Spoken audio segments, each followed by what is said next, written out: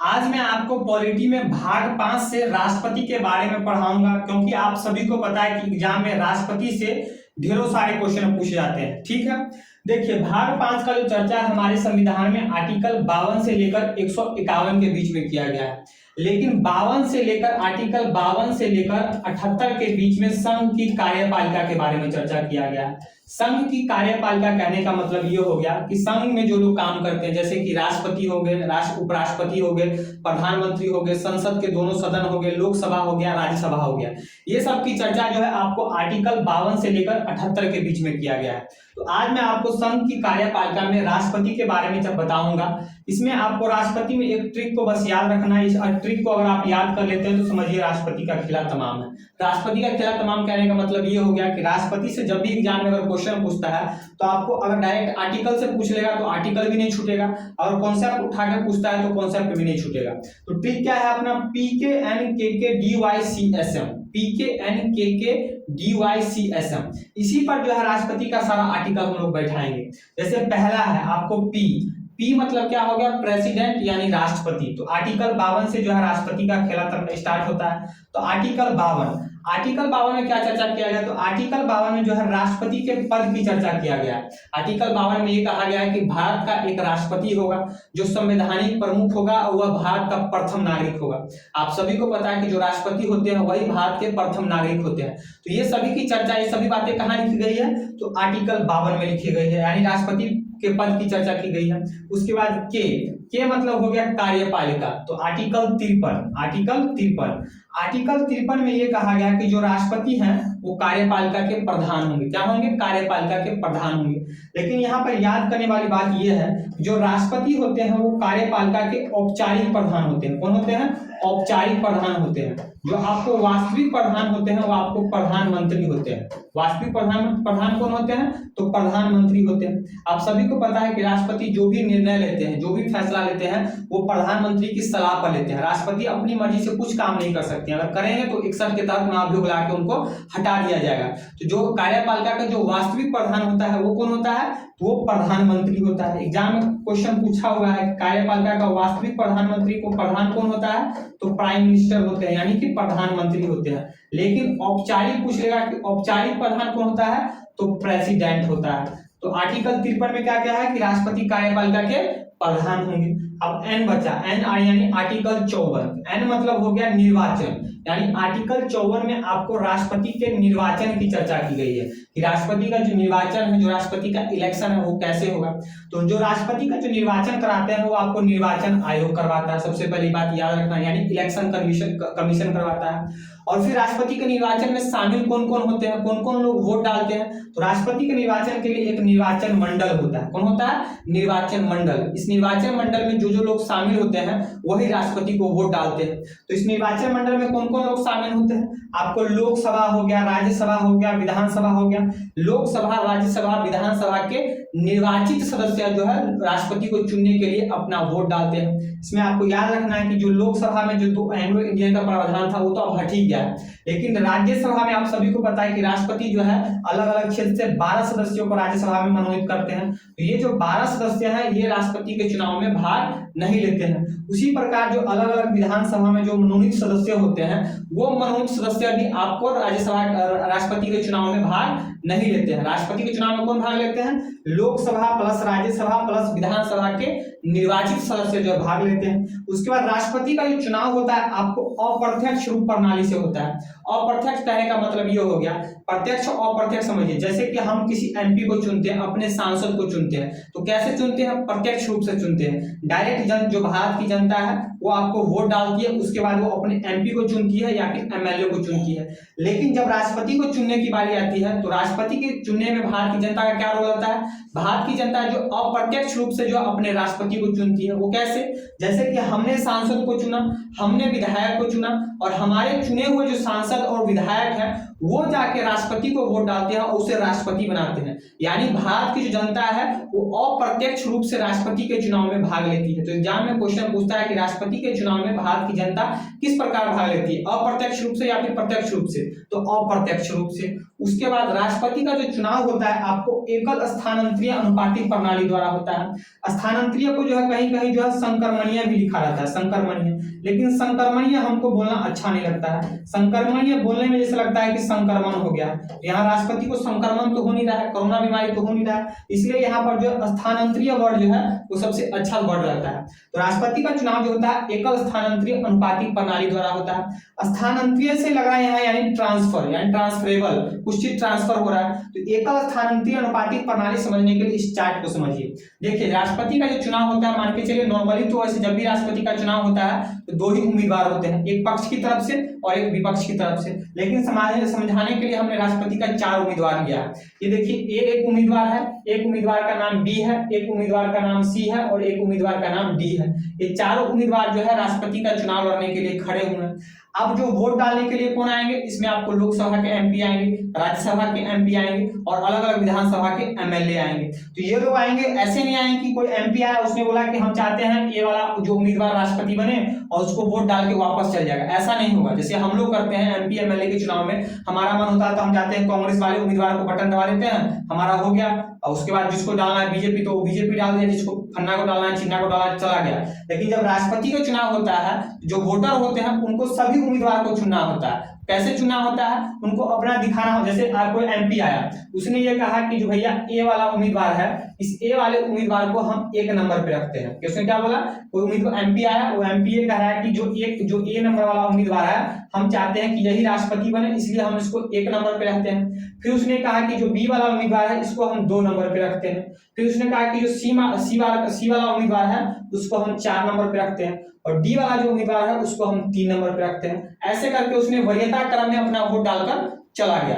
फिर दूसरा मान के चलिए कोई एमपी एमएलए आता है, एमएलए आया वोट डालने के लिए, इसने कहा कि भैया जो ए वाला उम्मीदवार है इसको हम 2 नंबर पे रखते हैं और जो बी वाला उम्मीदवार है इसको हम रखते हैं 1 नंबर पे, हम चाहते हैं बी वाला उम्मीदवार जो है राष्ट्रपति बने।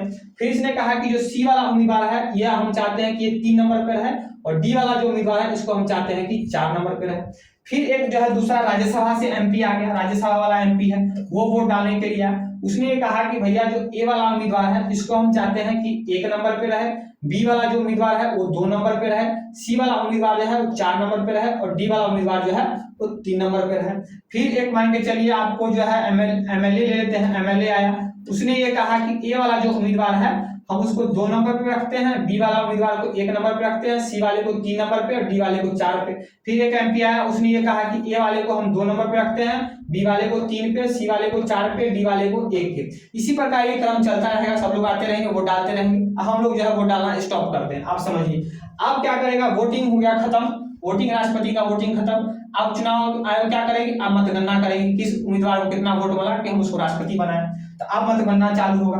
तो अब चुनाव आयोग क्या देखेगी कि भैया ए वाला जो उम्मीदवार है, ए वाले सब किस उम्मीदवार को सबसे ज्यादा जो है 1 नंबर पे रखा गया। इसमें ये देखा जाए कि ए बी सी डी उम्मीदवार है, इस सभी उम्मीदवारों से किस उम्मीदवार को सबसे ज्यादा 1 नंबर पे पसंद किया गया है। तो हम देख लेते हैं। देखिए ए वाला जो उम्मीदवार है इसको 1 नंबर पे 2 आदमी ने रखा है, मतलब 2 आदमी चाहते हैं कि भैया ए वाला जो उम्मीदवार है वो राष्ट्रपति बने। तो यहाँ हमने लिख दिया 2 आदमी चाहते हैं। फिर बी वाला देखिए, बी वाले को भी चाहता है कि भैया बी वाला भी चाह रहा है कि बी वाला भी चाह रहा है, बी वाला उम्मीदवार है उसको भी चाह रहा है कि 2 आदमी चाहते हैं, 2 एमपी चाहते हैं कि ये भी राष्ट्रपति बने। उसके बाद सी वाला को कोई नहीं चाह रहा है कि भाई वो 1 नंबर पे राष्ट्रपति बने। डी वाले को भी कोई नहीं चाह रहा है कि कोई राष्ट्रपति बने। ये दोनों क्या हो गए, ये हो गए आउट। ये प्रथम चरण का जो है मतगणना हुआ, यानी प्रथम चरण के मतगणना में डिसाइड नहीं हो पाया कि कौन राष्ट्रपति बनेगा, क्योंकि यहाँ पर 2 राष्ट्रपति का उम्मीदवार देखिए मत जो है सेम आ रहा है, यानी 2 उम्मीदवार को चाहते हैं कि 2 आदमी चाह रहे हैं कि यही राष्ट्रपति बने। तो यहाँ पर क्या हो गया, दोनों को बराबर बराबर मत मिल गया। लेकिन ये सी और डी क्या हो गया, इसको कोई नहीं चाह रहा है, इसलिए हो गए आपको मतगणना से बाहर। लेकिन अब जो इनको टोटल जो वोट मिला होगा उस टोटल वोट को क्या किया जाएगा, ए और बी दोनों में जो है बांट दिया जाएगा, हाफ कर दिया जाएगा, वोट को क्या कर दिया जाएगा, हाफ कर दिया जाएगा। अब क्या देखा जाएगा, अब द्वितीय चरण की मतगणना होगी। अब क्या होगी, द्वितीय चरण की मतगणना। भैया क्लियर तो करना है कि राष्ट्रपति तो बनाना है ना, किसी न किसी को बनाना ही है। तो अब द्वितीय चरण की मतगणना में ये देखा जाएगा कि 2 नंबर पे सबसे ज्यादा किसको रखा गया है, ए और बी में 2 नंबर पर सबसे ज्यादा किसको रखा गया है। तो अब देखिए ए वाले को देखिए 1 और 2, यहाँ भी 2 आदमी चाहते हैं कि ए वाला जो उम्मीदवार है राष्ट्रपति बने। अब बी वाले को देखिए 2 और 2, यहाँ भी देखिए इसको 2 पर रखा हुआ है, लेकिन यहाँ नहीं, ए वाले में 3 आदमी, देखिए 3 आदमी रखा हुआ, 1 2 और 3 है यहाँ पर। 3 आदमी चाहते हैं कि आपको ये बने, 3 आदमी चाहते हैं कि, तो यहाँ पर आप देखिए ए वाला जो उम्मीदवार है वो जीत गया, यानी ए वाला उम्मीदवार जो है आपको राष्ट्रपति बन गया, बाकी के 3 जो है वो रफू चक्कर हो गए। बात समझ गए? तो एकल स्थानांतरीय प्रणाली करने का मतलब ये हो गया कि यहाँ आपने देखा जब ये दोनों बाहर हो गए तो इन दोनों के वोट को जो है ए और बी में बांट दिया गया। तो ये था आपको आर्टिकल 14, राष्ट्रपति के निर्वाचन की चर्चा की गई है। इसकी निर्वाचन की चर्चा की गई है। अब हम आते हैं आर्टिकल 55 पे। आर्टिकल 55 पे, तो 55 में जो है राष्ट्रपति के जो है कोटा की बात करी है, यानी राष्ट्रपति को मिनिमम वोट कितना मिलना चाहिए। ये कहा गया है कि जीतने के बाद जीतने वाले उम्मीदवार को मिनिमम वोट कितना मिलना चाहिए, क्योंकि राष्ट्रपति का जो ओहदा होता है वो सबसे बड़ा ओहदा होता है, इसलिए एक मिनिमम वोट फिक्स किया गया। इसका भी एक फॉर्मूला है। फॉर्मूला ये है कि टोटल वोट, यानी टोटल वोट कितना पड़ा है, जो चारों उम्मीदवार थे उसमें मान के चलिए टोटल वोट कितना पड़ा है। टोटल वोट, इसका फॉर्मूला ये है टोटल वोट बटे टोटल उम्मीदवार कितने हैं। तो उम्मीदवार आपको 4 थे, उम्मीदवार 4 थे और प्लस 1 यहाँ पे +1, ये इसका फॉर्मूला है कोटा निकालने का। आप मान के चलिए कि टोटल वोट जो आपको पड़ा, मान के चलिए सभी को मिला के टोटल वोट पड़ा, कैलकुलेशन आसान करने के लिए हम छोटा रकम दे देते हैं। टोटल वोट इन सभी उम्मीदवार को मिलाकर पड़ा 200। कितना पड़ा? 200। और यहाँ पर 4 और 1 क्या हो गया? 5 हो गया, प्लस यहाँ पर 1 हो गया, तो 40 पंजे क्या हो गया? 40 पंजे 200, 40 पंजे 200, तो 40 + 1 कितना हो गया? 41। यानी राष्ट्रपति का जो है जो जीता हुआ उम्मीदवार है, जो ए उम्मीदवार जीता है, इसको कम से कम कितना वोट आना चाहिए था? 41 वोट आना चाहिए, तभी ये जो है राष्ट्रपति जो है जीता हुआ माना जाएगा। ये मैंने आसान करके एक तरीका बताया, तो आपको ये बस याद रखना है कि आर्टिकल 55 में क्या चर्चा किया गया? राष्ट्रपति के कोटा की, यानी इसको मिनिमम वोट कितना मिलना चाहिए, ये हो गया कोटा। उसके बाद आर्टिकल 56, यानी फिर कैसे क्या है? कार्यकाल। इसमें आर्टिकल 56 जो है, इसमें राष्ट्रपति के कार्यकाल की चर्चा की गई है। तो आपको पता है कि राष्ट्रपति का जो कार्यकाल होता है वो 5 वर्ष का होता है। कितने वर्ष का होता है? 5 वर्ष का, यानी राष्ट्रपति 5 वर्ष के लिए चुने जाते हैं। तो एग्जाम में डायरेक्ट क्वेश्चन पूछा होगा कि राष्ट्रपति के कार्यकाल की चर्चा किस आर्टिकल में की गई है? तो आर्टिकल 56। तो ये हमने देख लिया, PK यानी KK वो देख लिया। अब आर्टिकल 57 में देखिए D, फिर बच गया आर्टिकल 57।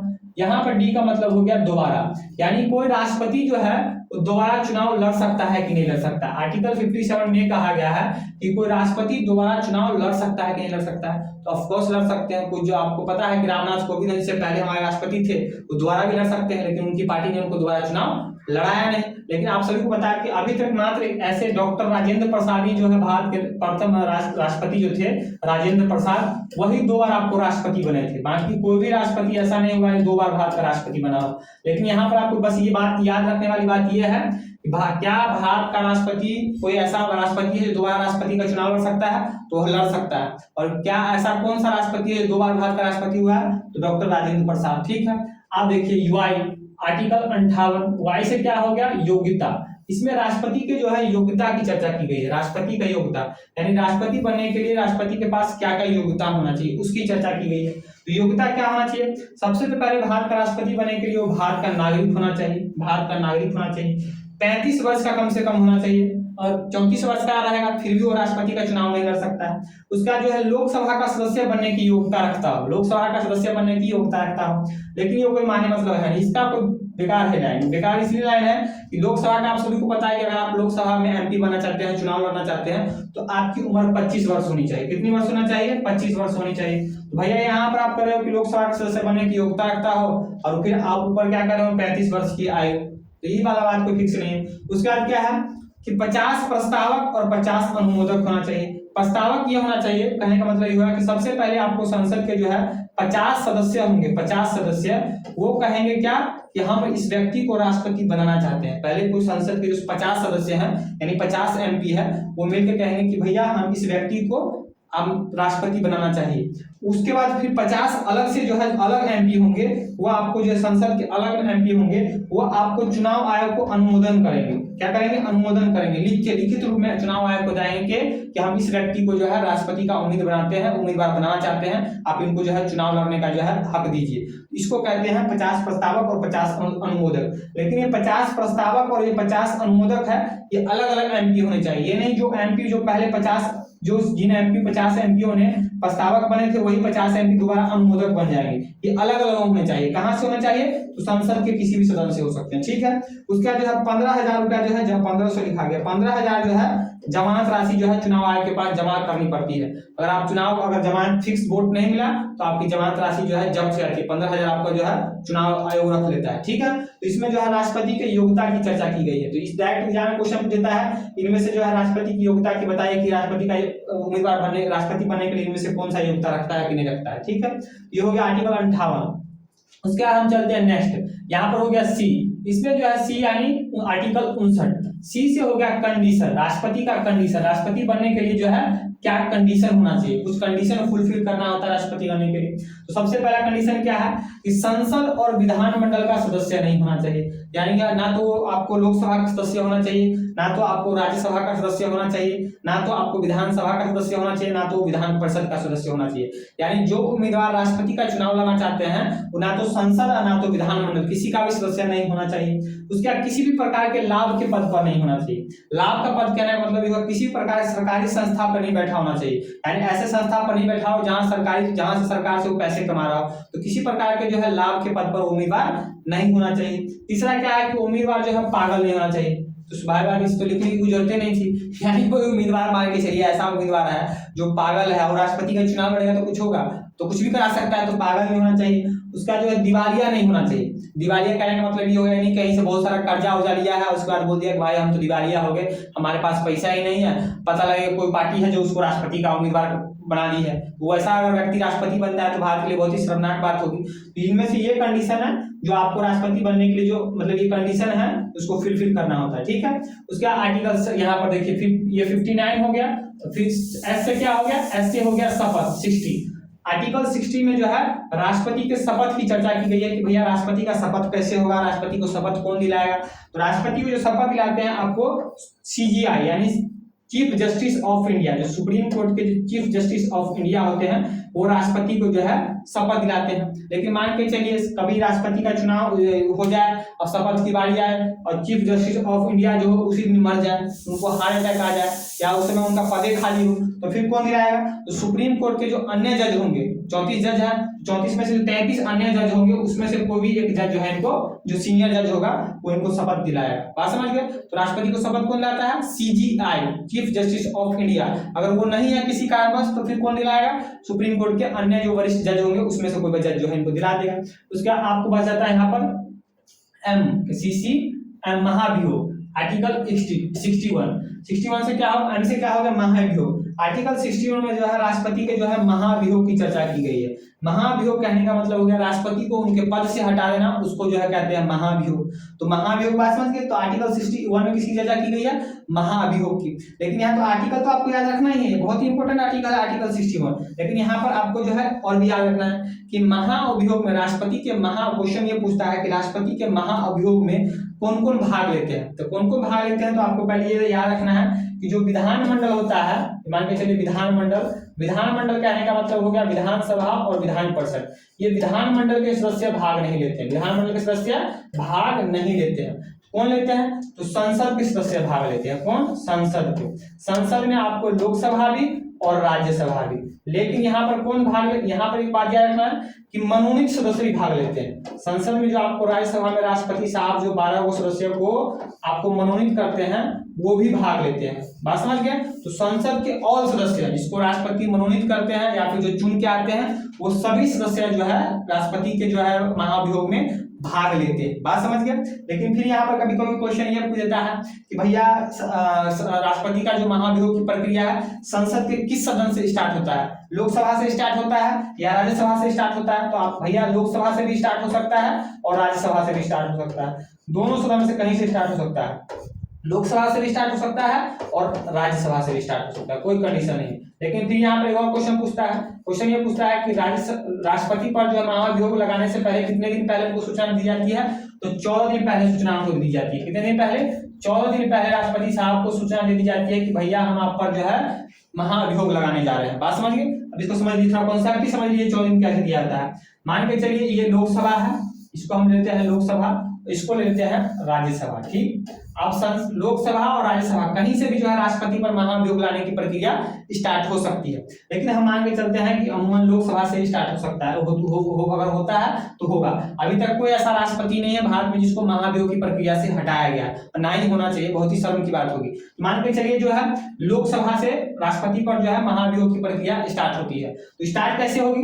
मान के चलिए लोकसभा से जब स्टार्ट होगी तो सबसे पहले लोकसभा के जो है 25% सदस्यों को बोलना होगा कि भैया हम राष्ट्रपति पर महाअभियोग लगाने जा रहे हैं। 25% सदस्यों को पहले क्या बोलना होगा? लोकसभा के 25% के पहले सदस्यों को बोलना पड़ेगा। जिस भी सदन से स्टार्ट हो रहा है, हम लोकसभा से स्टार्ट कर रहे हैं इसलिए लोकसभा का नाम ले रहे हैं, तो आपको इस सदन से बोलना होगा कि भैया 25% सदस्य बोलेंगे कि हम राष्ट्रपति पर महाअभियोग लाने जा रहे हैं।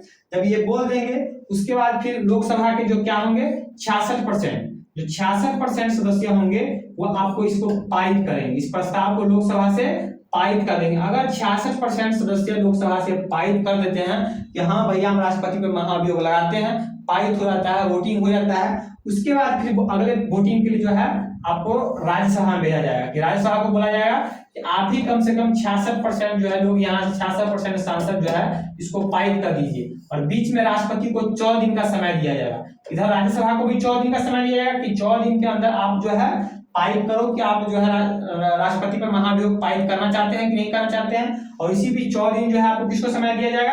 राष्ट्रपति को। बात समझ, दोनों को 14 दिन समय मिल गया। तो राष्ट्रपति को समय क्यों दिया जाता है? भैया राष्ट्रपति जो है अपना जो है पक्ष रख सके कि भैया उस पर जो महाभियोग लगाया जा रहा है गलत फहमी की वजह से लगाया जा रहा है, हमने जो इल्जाम लगाया जा रहा है वो हम पे इल्जाम नहीं है, यानी राष्ट्रपति को सफाई देने के लिए जो है 14 दिन का समय दिया जाता है। बात समझ गए? राष्ट्रपति पर महाभियोग लगाने से पहले, दूसरे सदन में महाभियोग लगाने से पहले जो है 14 दिन का समय दिया जाता है। बात समझ गए? यहाँ पर ये मैंने आपको राष्ट्रपति के बारे में जो है बता दिया आपको भैया। इसको जो अगर आप ट्रिक आपको बस याद रखना है PKNKKDYCSM 52, 53, 54, 55, 56, 57, 58, 59, 60 और 61। बात समझ गए? तो यहाँ सब आप लोग इसको आपको आर्टिकल को याद रख लीजिएगा, स्क्रीनशॉट ले लीजिएगा एक एक करके जो है, और इसको बार बार याद रखिएगा PKNKKDYCSM PKNKKDYCSM। ठीक है, स्क्रीनशॉट लेके इसको बार बार देखिएगा, और अगर जानकारी अच्छी लगी हो तो वीडियो को ज्यादा से ज्यादा शेयर कीजिएगा। मेरे चैनल सोम नारायण को सब्सक्राइब कर लीजिएगा और बेल आइकन क्लिक कर लीजिएगा। आज के लिए इतना ही, मिलते हैं नेक्स्ट वीडियो में नए टॉपिक के साथ, तब तक के लिए जय हिंद।